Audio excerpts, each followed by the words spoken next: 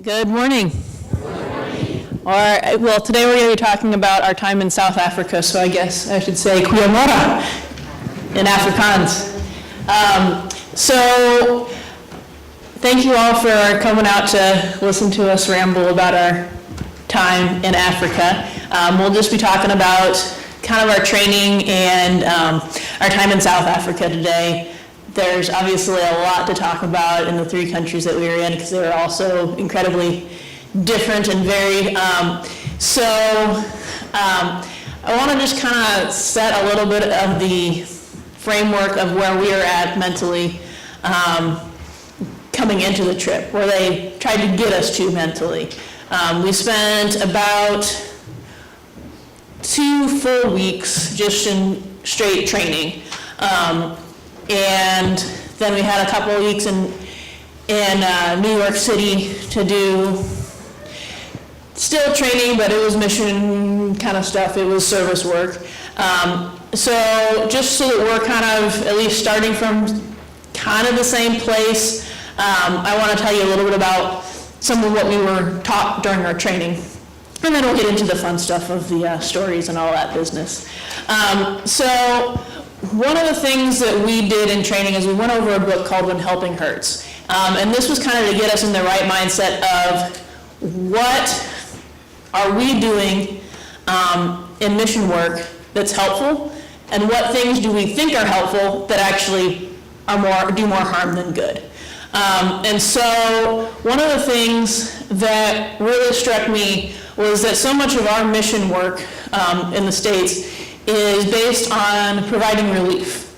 It's giving money, it's giving services, and then there's this whole other aspect of mission work that people kind of ignore. According to the book that we read, there's 3 different stages of mission work, of assistance. And the first is relief. So that's, after a natural disaster or something terrible happening, where somebody just really can't provide for themselves, giving them money, giving them services, that kind of stuff. And then there's what we tend to neglect is rehabilitation and development. So that's helping getting people back on their feet so that they can provide for themselves so that we don't have to continue to provide services for them. And so that kind of mindset is very much where we were going into. We weren't going into places that had natural disasters or huge wars or anything like that that required relief. We were going more for the rehabilitation or development, which meant that our stories aren't these, we built 20 houses or we did X, Y, and Z. It's we built relationships and we helped people grow so that they could help provide for themselves. And so it makes it somewhat difficult to actually explain what we did because it's very abstract. But just so you know, that's kind of where we're coming from as far as what type of work we were doing. And then one of the other things that we were told is to avoid paternalism. What the heck does that mean, right? So basically it's don't do for others what they can do for themselves. And so we like to do that. We like to do for others what we can do for them, even if they can't do it for themselves, right? And so they talked about things that I would have never really considered.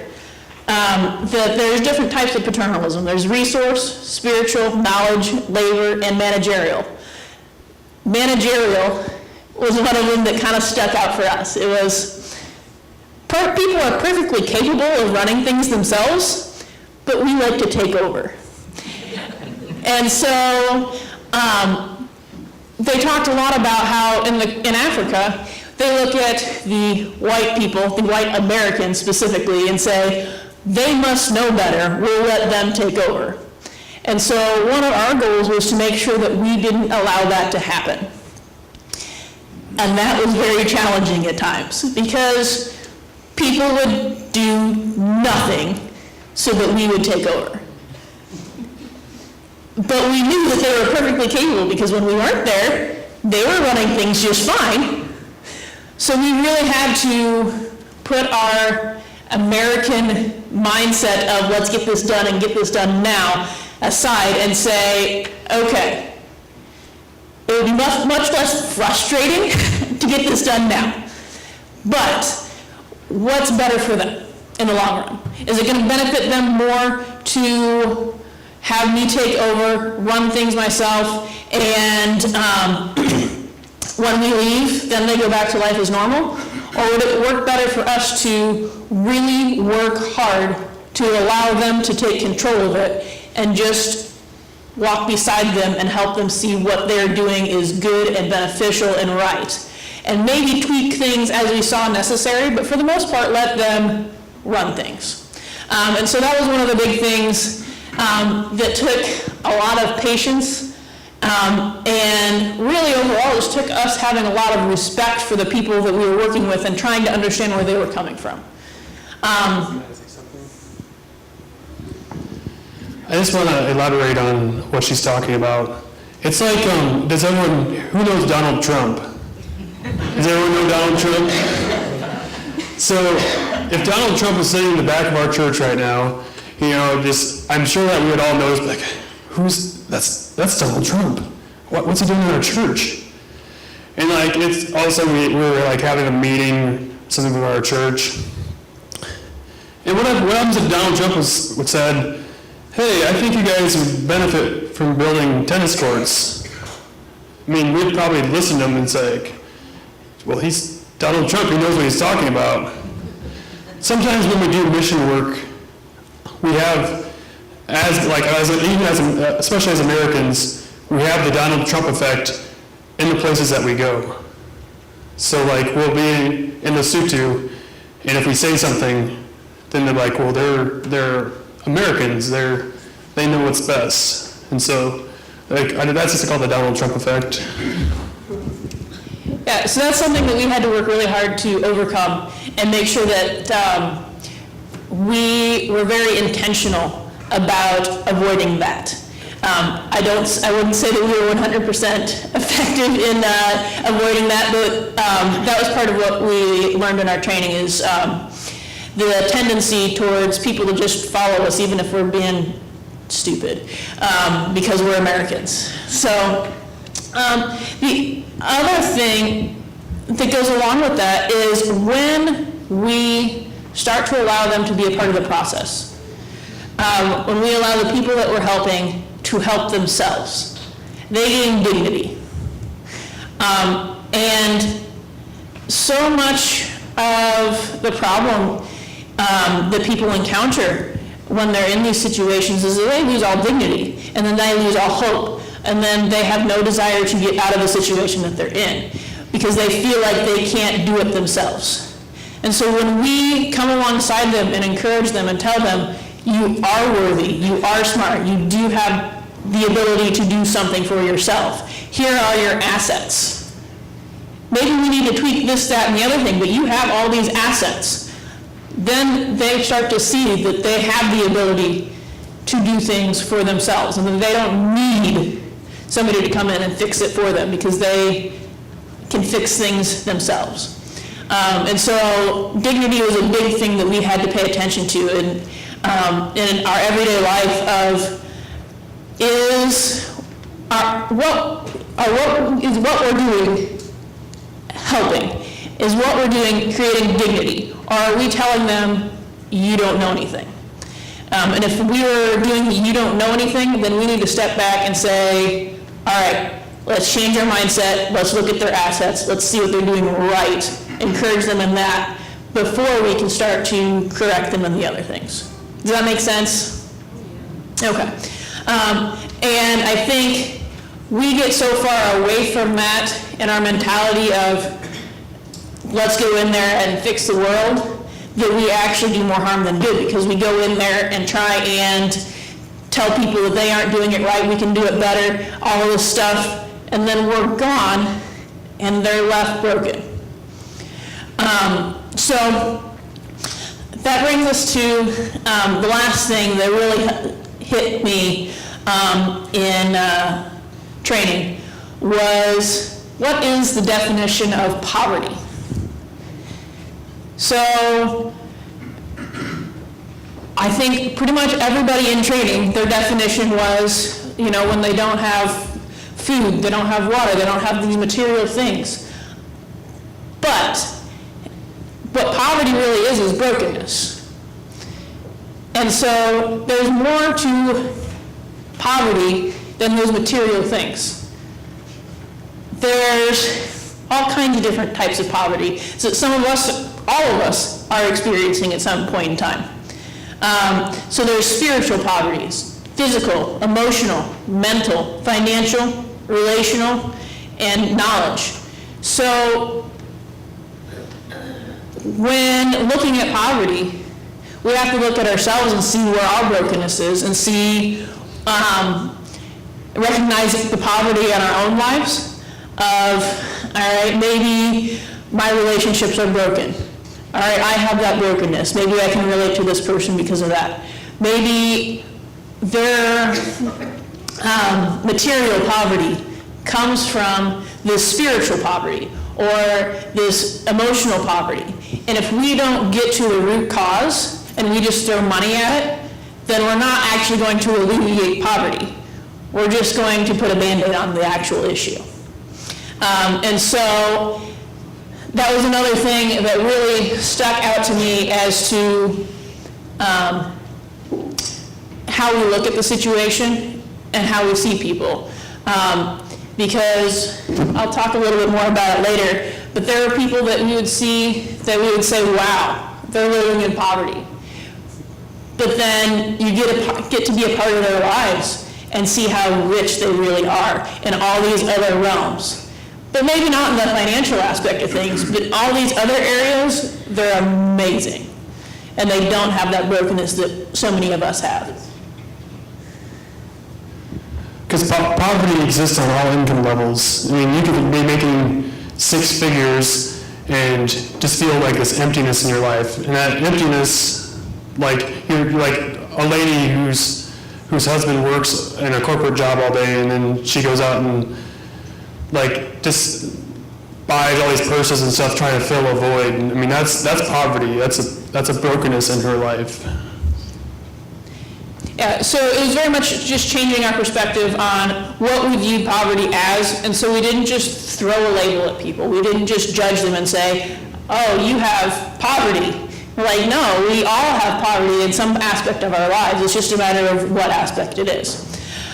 So anyhow, that was basically a relatively quick version of our few weeks of training. Oh, one other thing, actually. Sorry, we're not to the fun part yet. The last thing was really taking a look at what our worldview is versus what the worldview is in Africa. And so in America, we have a very secular worldview. We view life as things and money, and everything can be solved by science, basically. That's the general American mindset. And then in Africa, it's a very spiritual worldview, as to, illness is caused by demons, angels are constantly around us. That is very, very real to them. And for us, it gets very confusing, and it almost feels like people are completely crazy when they're talking about it. And so going in, understanding that we're both on two extremes. Americans have this secular worldview, Africans have this spiritual worldview, and somewhere in the middle is Christianity. Somewhere in the middle is truth. And so we're not 100% right, they're not 100% right, but both of us have issues in what our thinking is, and there's some validity to everything, to what they think and to what we think. And so we have to find the middle ground and learn to listen and try and really understand where people are coming from.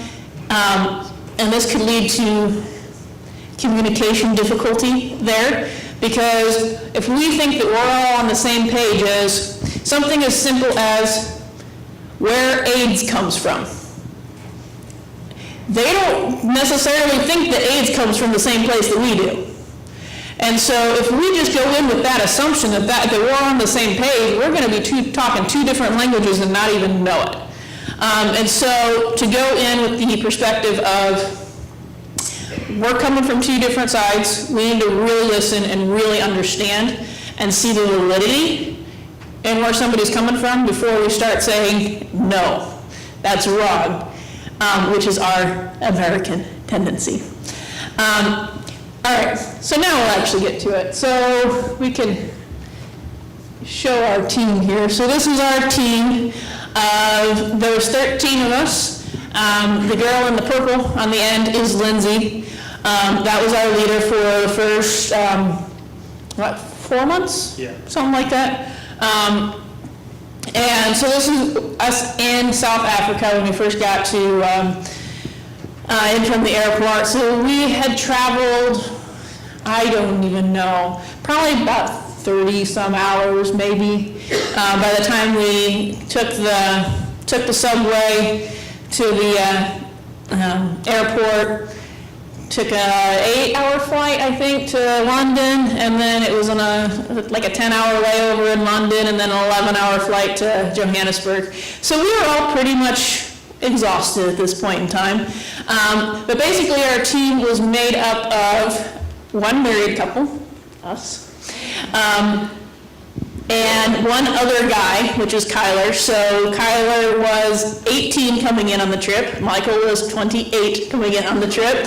So that was kind of an interesting relationship, but it ended up being a really good one. We both love Kyler. We joked that he was our son, so we took family pictures together.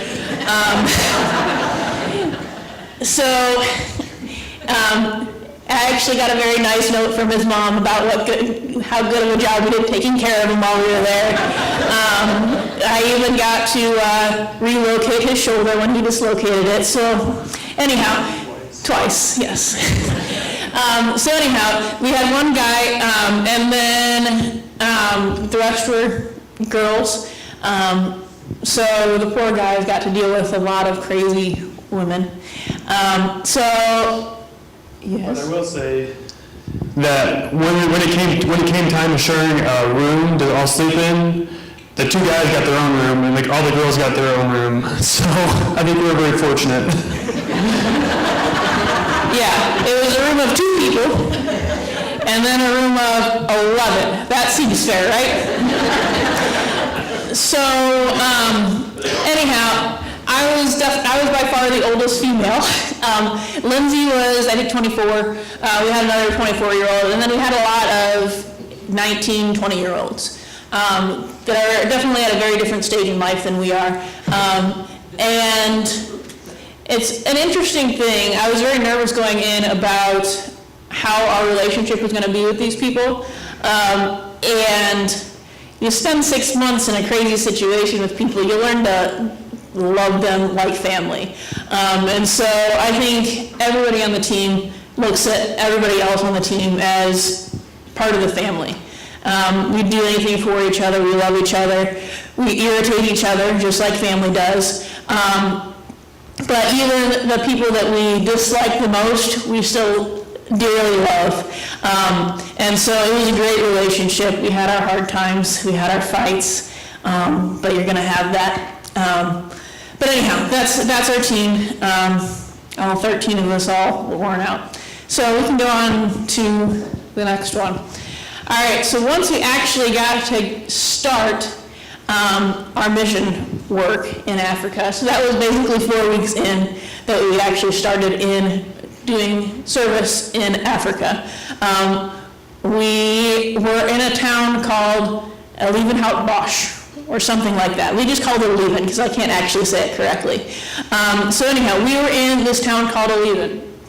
And it was really a strange thing to be in this town working and then go to our host families, because our host families were well off. I mean, the family that we lived with, or Conrad and Neerling, they're very similar to us. They're a couple that's been married for 5 years, working decent jobs. Similar last names. Yeah, similar last names. They were Rue, right? So it was just very comfortable there. Their house was very modern, and so it was very first world, very similar to how we would live. We had our own bathroom. It was great. And then we drove, 20 minutes? Maybe a few kilometers down the road? Kilometers, yes, not miles. So we drove a few kilometers down the road, and then we got to Oliven, which was this shanty town, a city of shacks. Dirt everywhere, trash everywhere. As you walked around, you could smell the trash. And, to get to the school every day, we took this somewhat terrifying route through the mud road. Every day we almost felt like we were going to fall over, I think, in Billiam, our taxi.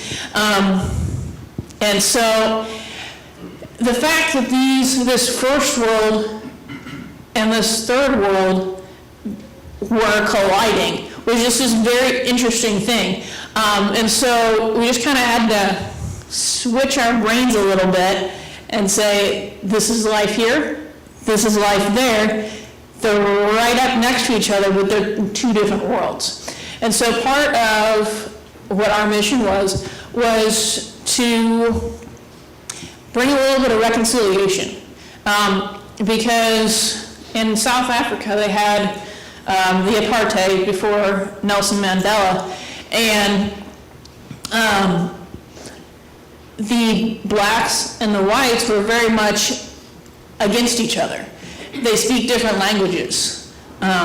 So you think you go to a country and they're gonna speak the same language as each other? No. The whites spoke Afrikaans, the blacks spoke Zulu, Spedi, Sotho, Xhosa. And then they were expected. And so it was just this very interesting relationship. And strangely enough, fortunately for us, English was the uniting language. And so for us to speak Afrikaans in the school, where the home language was Zulu or Spedi, was actually somewhat insulting. Which we didn't know for the first week, and so we were all excited about our Afrikaans, and then we found out we need to keep our mouths shut and speak English, which was fine, it was good that we got to speak English, but it was just this weird tension that still exists several years later, even after the apartheid has ended. And so anyhow, we are in this Oliven. And by the time all was said and done there, you drive in the first day, you see all the trash, you see all these people wandering the streets, you see the live chickens being sold on the side of the road, and you're just like, what on earth is this place? And then by the time we were done there, and we'd gotten to know the people, we came to love Oliven. I think Oliven has such a place in all of our hearts, because of the people that we met there. And this goes back to that initial judgment of poverty. You walk into Oliven and you just see poverty. And then you get to know the people. And you see how rich this community really is, how much they love each other, how much they're going to take care of each other. Through the good times, through the bad times, no matter what, they've got each other's back. And you see the passion that some of these people have for Christ, and it's amazing. And so it was kind of a check for us to say, how did we respond when we walked into that city? And what's the truth of that city? They're two totally different things. And so yeah, we love Oliven. It's a very interesting place. It's a very diverse place, but it's got amazing people. So we can go ahead and go to the next one. So the first 3 weeks in Oliven, we were at the Oliven Christian School. And so in the mornings we did We each had a classroom that we were in with a teacher. Our goal was not to take over, it was just to kind of be a support system for the teacher, help with burnout, that kind of stuff. And then in the afternoons, we worked with the mentors that were in charge of their aftercare program. And so we played games with the kids, we ran around with them, tried to get them exhausted, but they mostly exhausted us. And we would do homework with them. Every Thursday, we had dance time. So we had our praise and worship time that was a blast. And we'd have Bible stories once a week and that kind of stuff. So anyhow, Michael will talk a little bit about his experience in the classroom.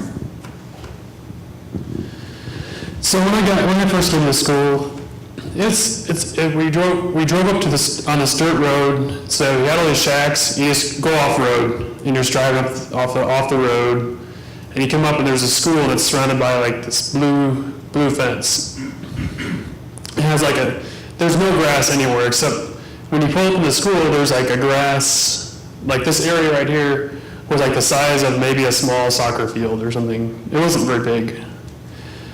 But, so for me, they had assigned me to a class, and it was like the 4th graders. And so what we were told to sit back and just observe, and you had to earn your way into helping. So for the first, I don't know, probably like 4 or 5 days, the teacher had me sit right next to her up front in class, and I just sat in the corner in my chair. I just sit there every single day, not doing anything, just watching. And I'd watch her, and she would like go over like math, and then she'd have the kids do homework. But it took at least almost a week before she said, "Hey Michael, can you help me correct these papers?" Or, "Hey Michael, can you teach this subject?" But I think after a while, I think she was able to get fairly comfortable with me, and she allowed me to do more and more. But then we started having some awesome discussions, because she talked about going to like America, and it was like, "Oh yeah, if I go to America, I'll be able to make a lot more money." But like by that time, I had been in South Africa. I had come to realize that the cost of things were almost the same as over here, except you add another 0 at the end because of inflation. Well, I mean, it's one. Yeah, it's $1 US for every 10 rand. But I think by the end of it, she was like, she was allowing me to do so much, and I think that was that was very honoring for me, because she trusts me enough to have me lead her class, and that I was able to develop such a relationship with the kids that even I came back from Lesotho, we had visited the school again, and they still all recognized me as Sir Michael. Because they call everyone Sir, except they call me Sir Michael. But, yeah. Yeah, so I think, that speaks to that ramrod approach that a lot of us would want to take of, let me teach, I can teach this, let me do it. And we were asked to not take that approach, and to instead of going in and forcing our way into a situation to help provide that dignity to people and say, "You're doing it just fine. I want to learn from you so that I can help you better." And so if we had gone in with the approach of, "Well, I know math better than you do," we would have gotten a chance to teach math. They would have let us do it. But we wouldn't have had the ability to have great conversations with the teachers following that, because they would have been offended. They would have looked at us as judgmental. And what we found in a lot of the places that we worked was that people saw us as Americans as trying to judge them and tell them what they're doing wrong. And we took the approach of let's go in and tell them what they're doing right and see what we can do to serve them and be of assistance to them so that we can actually build relationships and accomplish what we actually came here to accomplish, which is pointing people towards Christ, pointing people towards the Christian worldview rather than this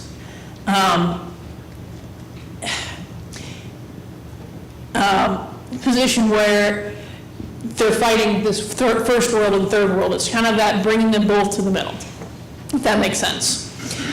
So anyhow, we can go on to the next one. So those are me with it. That was me with a couple of my kids, and we can go a couple more.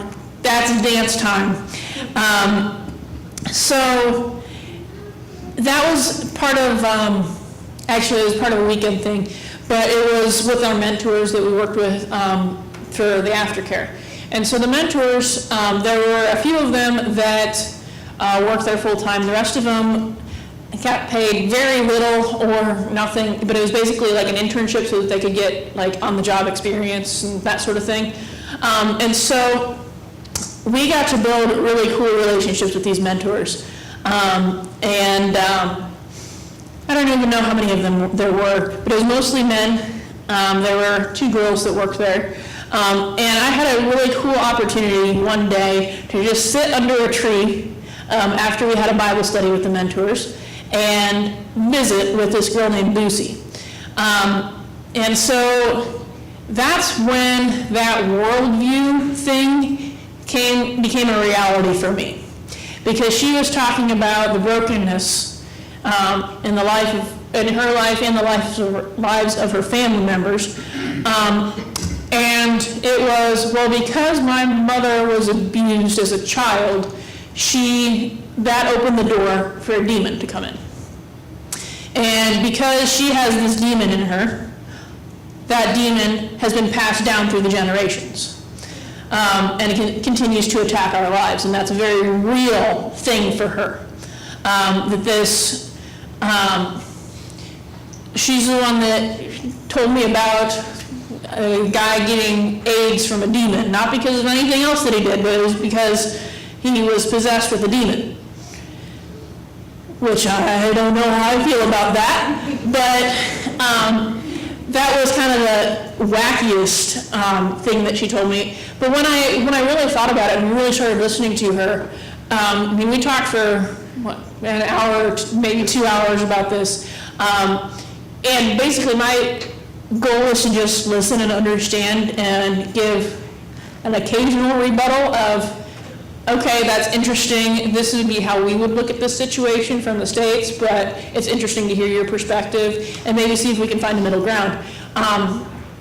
But when you really think about it, we talk about the demons in our lives, but we don't actually think of them as demons. We think of them as mental illness or things from our past that are still haunting us. But who's to say that there isn't some sort of demonic power in that? And who's to say that this person is completely crazy for thinking that there's a demonic power involved in that? We talk about it, we use the same language, but we mean completely different things. And so that going in there with that level of respect for what somebody else might think, even though it's completely countercultural, completely against what I've always learned. But then you look biblically and see maybe we don't give enough power or don't acknowledge the power of demons. Maybe we don't acknowledge the power of angels in our lives. And maybe we can learn something from these people and they can learn something from us, and we can both come to the middle and see what the Bible actually teaches, because we're getting out of our own way and we're learning to listen to truth. Not saying that truth is AIDS is not related to bloodborne issues or anything like that. I don't believe that. I'm in the medical field. I can't believe that. But it's just a different way to look at things and to say maybe we need to respect what somebody else thinks. All right, so we can go ahead and I think those are Michael's kids, right? Oh, yeah. Yeah, so that's Michael's class playing around during the aftercare. And then that's dance time again, so we got some people up front leading and all the kids dancing around. That's me dancing. That's what I look like when I dance, apparently. And this is story time with Happy, one of the guys that worked there, was talking about your words. So yeah, that's the group that we worked with. It was a pretty good time. Let's see. That's my class. So you look at it, and their classroom really wasn't all that bad. It was a very different setup, but it worked. Can't really complain too much, except that it was rather hot at times because they didn't have any air conditioning, and they were there in the middle of their summer. And that's my class. So we can just flip through a couple more. So yeah, we just had a lot of fun there. These would be the mentors that we were talking about that we worked with at Oleven. So there was one day that we got to just go around town and wander and see the community. They fed us their, what is it? Bunny chow. Bunny chow, yeah. And so it was an intense experience, a ton of food. But it was a great bonding time with these people. And we got a chance to really learn their hearts and learn their passions. Happy, who was the guy that did the Bible story, has one of the coolest stories where he was literally in jail, and then through a series of events ended up being the spiritual leader of this group of people. And he had been a Christian for only a couple of years when we met him, but he had more knowledge on the Bible than like most of our team combined. So like he would just throw out a random verse, like, oh yeah, I love this verse of Deuteronomy. I'm like, what? Really? Deuteronomy? That's where we're going with this? And so anyhow, it was really fun to get to know Happy and the other guys that we worked with and see their passion, their love for these kids. And that was part of their wealth that they had to offer us. All right. So this is the second half of our time in South Africa. This is the disability center that we worked with. This is Michael in an apron with Dinah on a chair.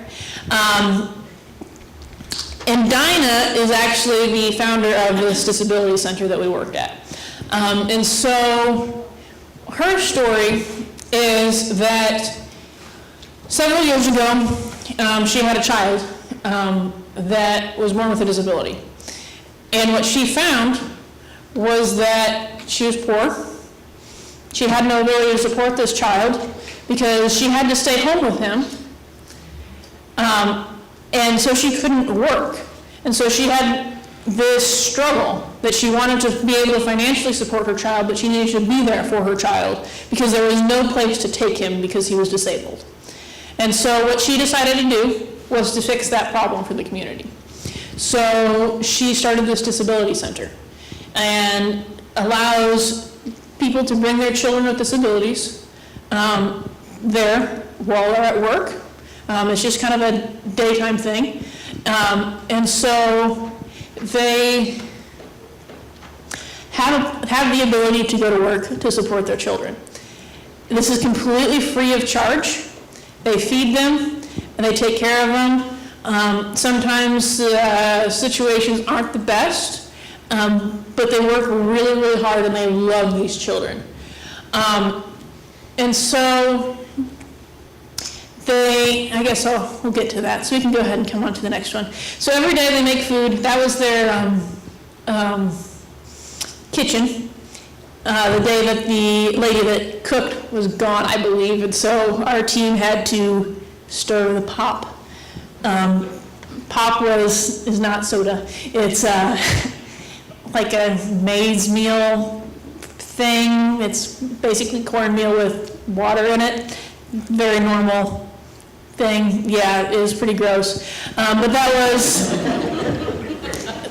what they ate just about every day there. And so, yeah, our team got an opportunity to help in a very tangible way of making lunch that day. Food that they didn't really know how to make, I don't think. But it worked out well. It turned out fine. And so, I don't know if you can see it, but I don't know that they're terribly happy to be making the food. But anyhow, we can go ahead and go on to the next one. So this was me and one of my favorite little guys, Bungani. And so I actually got an opportunity at the Disability Center to work in my field. And so Bungani, I'm not 100% sure what's wrong with him. They said it's cerebral palsy. I'm not 100% convinced that that's accurate. They said either people had cerebral palsy or they had Downs. That's not what most of the kids had. That's just, I think, the two things. If they're a little slower, they have Downs. If they have some sort of physical issue, they say they have cerebral palsy. I don't know. And so I got a chance to work with him and just doing basic things. He didn't have any ability to do anything with his legs and very little function in his arms. And so we worked on reaching and that sort of thing in a very sneaky way, as me playing, and he'd get to play with my hair, but he could only use his left hand. Or we would go and try and stand every day to kind of give him that encouragement that he could be upright, he could be like the other kids. And so every day when I walked in, his face lit up, and I got so excited to see him, because it was just this strange love that I didn't expect to find. To be honest, when we went to the Disability Center, we went there before we started any of our service work, before we decided where we were going to be starting our work. And I had zero desire to go there. Like, if I don't ever go to the Disability Center, cool. Like, no interest whatsoever.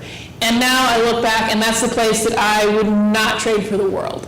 I came to love those children more than I could have ever expected. And we've come to look at children with disabilities in a completely different light. That they have so much joy, they have so much life in them that they can bring to other people. And they have so much love to give that it was incredible to experience. So we can go ahead and check out a few more of those pictures. So this was you can see my little Bongani in the back there in his canvas chair. And then on Michael's lap, I believe is, I don't know what his name was. Yeah, I don't know what his name was because he was deaf, and so we never called him by his name. We just, tapped him. And so a really cool story about that was while we were there, we got to witness him saying his first words. When we came in, we were told he was deaf and mute. And then we heard him say the word purple. It was the coolest thing ever. And it was clear as day, and it was so encouraging that while we were there, we could see this kind of transformation of the mindset of the people that work there, of this child has huge potential. We haven't been giving him enough credit. And the way he came is that they'd have the kids sit in a circle, and they had these balls, and they were different colors, and they'd be like, purple, and then the kid would repeat, and they'd be like, red, and the kid must have been watching the woman's mouth, and then like try to produce the sound, and then it turned out to be the correct one. Yep. So yeah, she looked at him and said, "Look at my mouth, purple," and then he said it clear as day. It was just like so exciting. And then so on the ground were the children that were unable to do anything really. So there was, I think, one was like 9, one was 7. You would look at both of them and think that they were toddlers because of their physical appearance. But they were ones that it would be really easy to ignore. But this little girl in the pink there, I came to love so much, and just got to lay down with her every day and just, tickle her, dance, or sing with her, that kind of thing. And to get a smile out of her was incredible.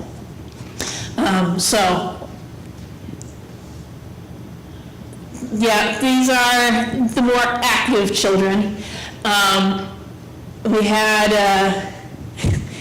a couple children that did actually have Downs, and then a couple kids that were actually just children of the people that worked at the disability center. So they didn't have any disabilities. I think they had siblings that had disabilities, and so they just came there as well. And so it was just a lot of fun to see the normal interaction between these so-called normal children and these other children that had disabilities but were really normal. Like, they were just normal kids. This is Musa. She was wild. She jumped on everybody.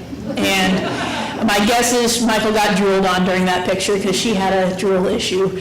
But that's just Musa. This is my cuddle buddy.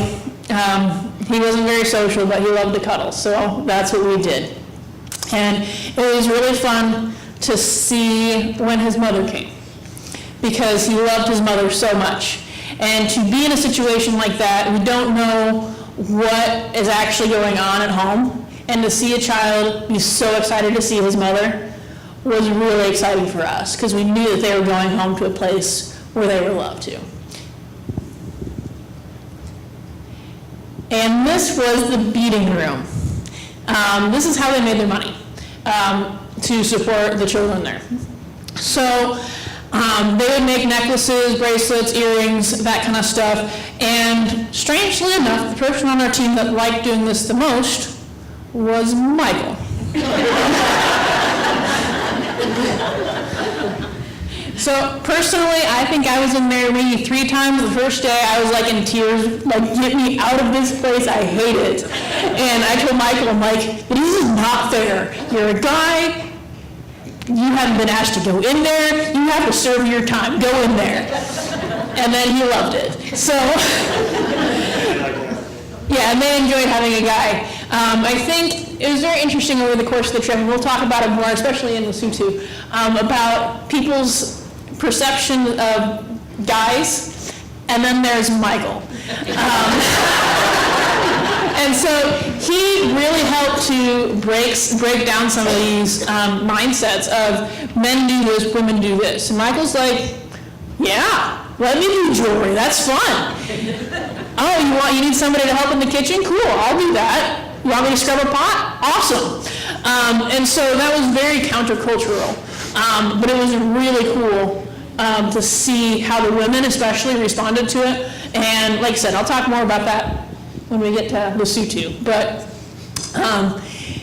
yeah, so overall, love the Disability Center. It was probably my favorite place that we went, and was completely unexpected. I don't know if any of you read the blog that I wrote about it, but I had said for years, give me anything in physical therapy to do, just don't give me a kid, because I don't want to touch them.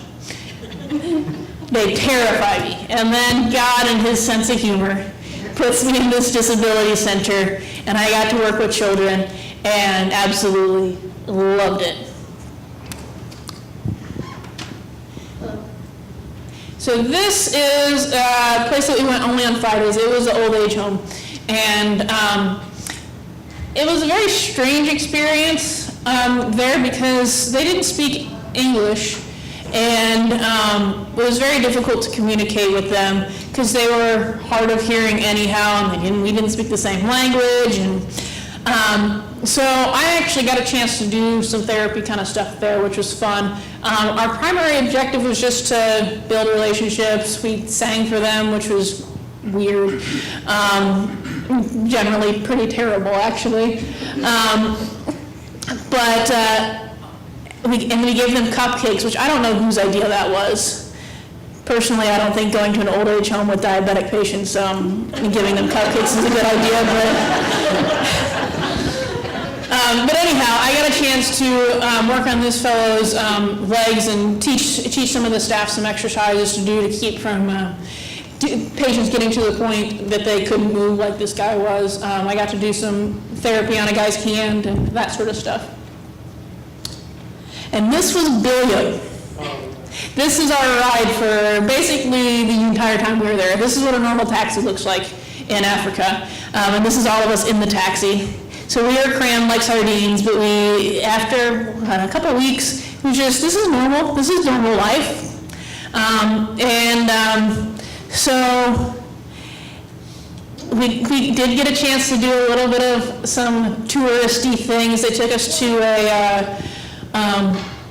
a wildlife preserve. And Michael got a chance to pet a jaguar? Cheetah. These animals aren't running around everywhere.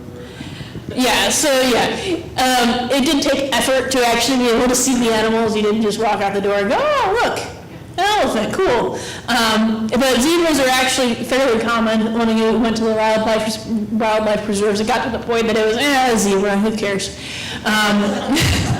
The first time we saw a zebra, it was pretty exciting though. This was one that cheetah was just like chilling outside the fenced area, so didn't seem to be too worked up that we were there.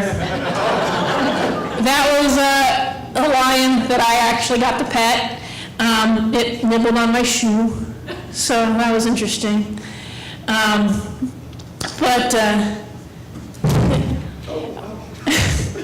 Overall, it was just an amazing experience in South Africa. Once again, this is our team again.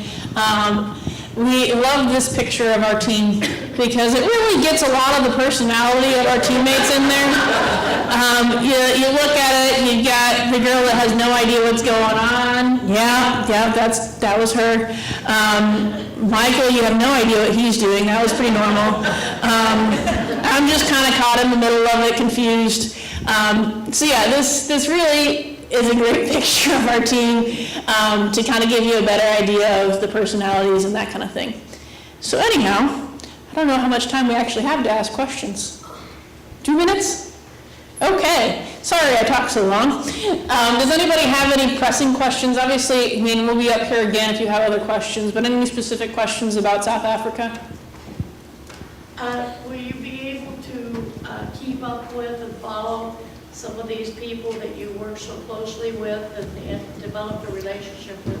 Yeah, actually, this is I forgot that we had that picture. That was our last day at the school and leaving.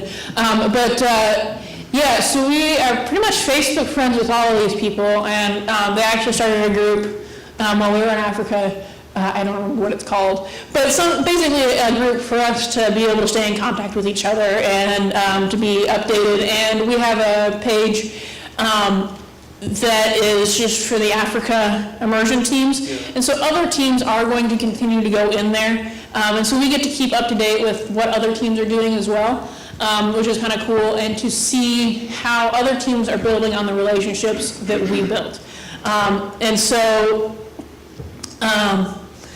It's kind of a cool thing to see. We had a chance to actually see the interactions between the new team and these same people, and to see how they're building on the groundwork that we set, and the next team will build on that one, and the next team will build on that one, until we have this completely different mindset between the people at the school, the people at the Disability Center, and who Americans are, what Americans actually are.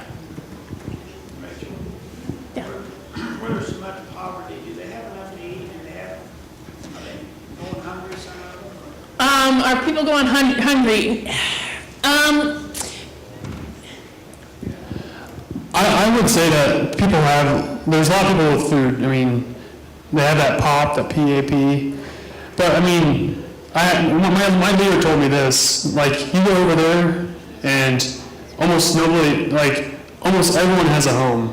Because if a family has this area where they build shacks and they have an uncle who drinks a lot, they'll build them a shack on their property. Whereas like in the United States, there's actually homeless people. So I mean, I think people tend to be able to find food when they're hungry. Yeah, for the most part, the only time that I encountered anybody that was hungry was basically some children that didn't have regular meals, that it was inconsistent, but they were fed often, it just wasn't consistent. And so I didn't meet any like starving people, really. Do we need to wrap up? Okay. So anyhow, if you have any other questions, feel free to talk to us, or we'll talk again, I don't know when, but we're going to talk again sometime and talk about Lesotho and Namibia. And so feel free to ask plenty of questions then. I don't think we'll take as long because I won't have as much groundwork to lay. So anyhow, thank you all for listening and being here.